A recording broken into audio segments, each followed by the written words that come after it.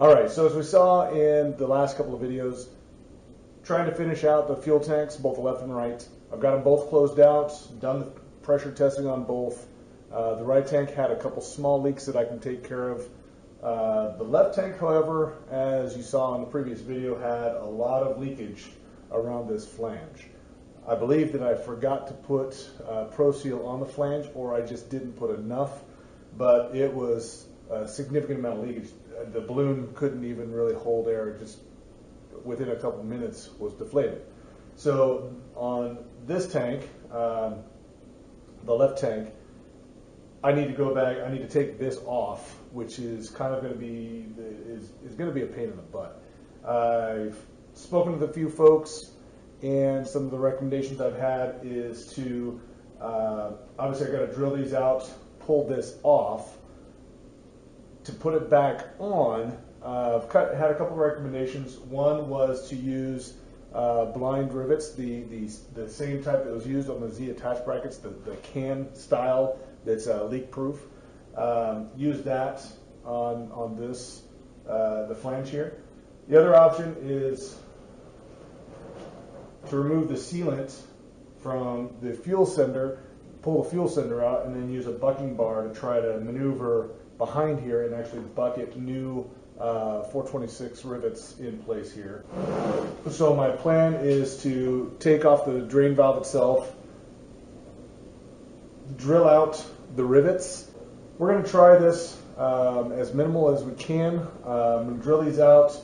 We'll try to get a hold of some rivets, blind rivets that will fit in place, and then put this back on using the Pro Seal on the flange this time. And then from that point, hopefully the rest of the tank was good. Nothing else leaked. It was simply from around this flange. And then I think the only one was on the fuel cap, which that's just a matter of tightening the cap itself when you go to thread it in. So we'll see what we can do with this. Hopefully it's not as big of a project as I think it's going to be, but we'll see. And with that, welcome back. As you can see, working to get this flange removed, made the mistake of not putting enough Pro Seal as I explained, so decided I was going to try to use pop rivets instead, and it actually ended up not being nearly as bad of a job as I thought it would be. I'll explain that here in just a second.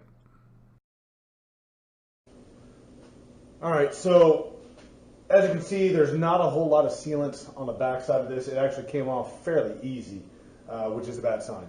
As you can see, not a whole lot of remnants here either. So I think I got a little too stingy with the Pro Seal, or this might even just be what's left over from the backside. I'm not sure.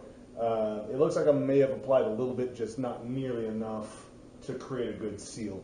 So now that I have this off, I'm going to clean this off with a wire brush on my Dremel tool that I have. Try to clean it up some more, and then I'll apply some Pro Seal to this, and while I have the Pro Seal open, I'll go ahead and apply it to the issues on the right tank to get it done and all closed up, and then that way I can basically finish up the right wing. So other than that, I'll have to find some some rivets that'll fit in here to close this out, and we'll be good. Alright, so as you saw, I got the flange off and not nearly enough Pro Seal in there, which explains why it leaked all the way around.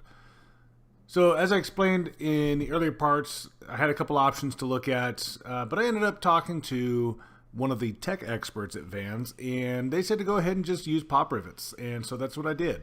I decided to use the canned closed end versions, which meant I had to drill it out to a size 30 and then countersink it again for a size 30 rivet. And that's what you see me doing here. Applied plenty of Pro Seal, put lots of Pro Seal in every hole, and just scooped the heck out of it. And it worked really well. So now, this is about a week later. I gave it plenty of time to cure.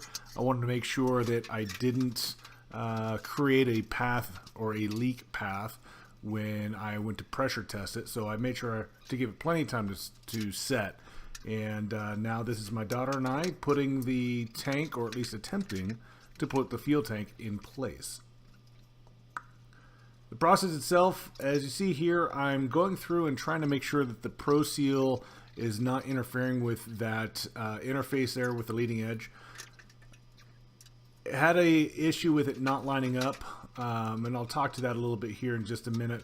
But if you follow Jason Ellis on his RV10 build, you will have seen a video that he did where he initially hung his fuel tanks and had the same problem. It just would not line up. And initially he had too much Pro Seal in a way. So I was trying to make sure that that was not the case here. But fortunately was able to eventually work it into place, and the rest of it went on fairly easily. So I've been fortunate in that I've been able to convince my daughter, who is 12 going on 20, to come out and help occasionally with the airplane build. I'm really trying to get her interested in aviation. She's, like I said, 12 years old, so she's still a few years out before she'd be able to really get involved and get a pilot's license and all that. But ultimately, that's my goal. And so as I go through this build, I'm going to try to get her more and more involved so that by the time we get this complete, she'll have an interest and possibly even look to get her private pilot license in this airplane. So we'll see how that goes, but one can always hope. So the rest of this is going to be attaching this fuel tank and kind of describing some of the process and the issues that I have, and we'll talk to that here.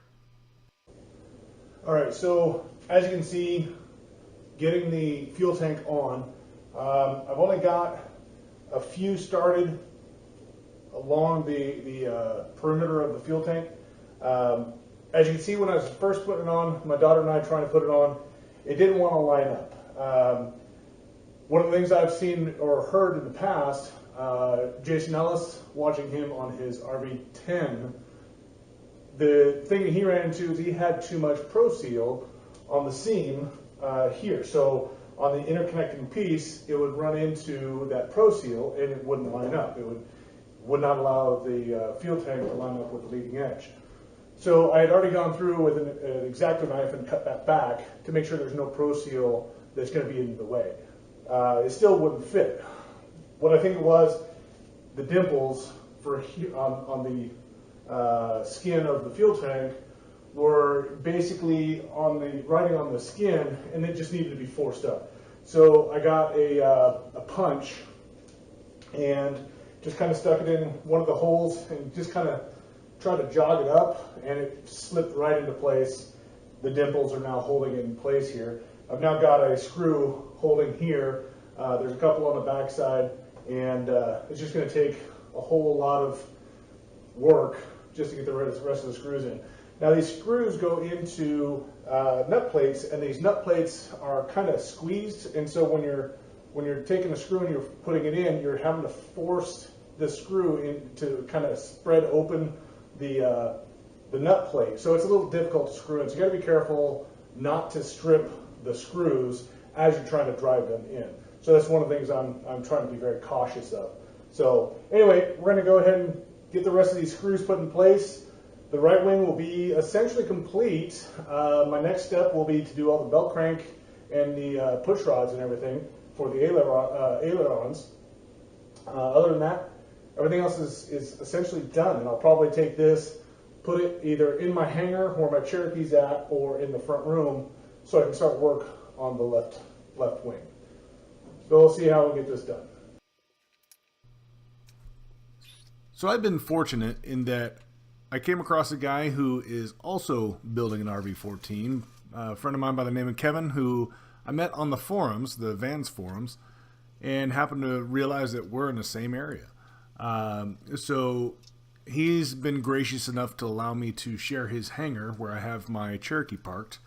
And the nice thing is that he is building the 14, but he's done the quick build wings and the fuselage kit. So as I'm going along in my project, if I have a question, I can go down to the hangar and just take a look at how the quick build kit was put together.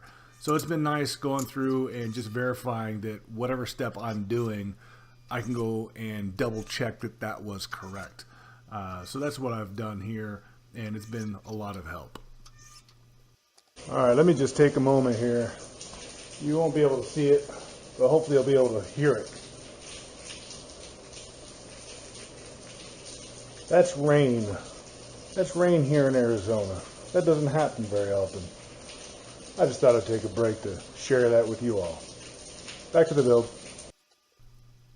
Yeah, when I first moved to Arizona in 2008, I made fun of a lot of people because they kept telling me how they used to celebrate when it rained, and they'd go out and dance in the rain and all this crazy stuff.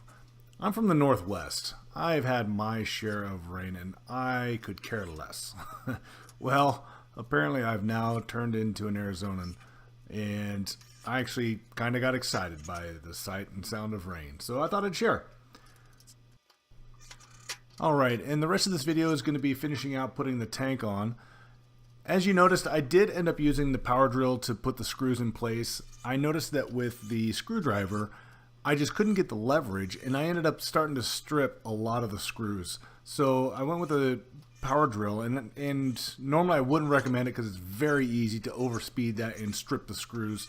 But I went very, very slow, even though it's hard to tell when the video sped up. I went very slow with it, and as soon as the screw stopped, I stopped. I didn't try to torque it down with the drill. So long as you're careful, I recommend it. It makes it a lot easier and less likely to strip the screws. Anyway, I'm going to let this video run out here. Again, for those who continue to watch these videos, I do appreciate it. If you hadn't had a chance yet, hit that subscribe button and the alarm bell, and you'll get notifications anytime I put these out. And if you have any comments or questions, by all means, please leave them down below. We'll see you next time.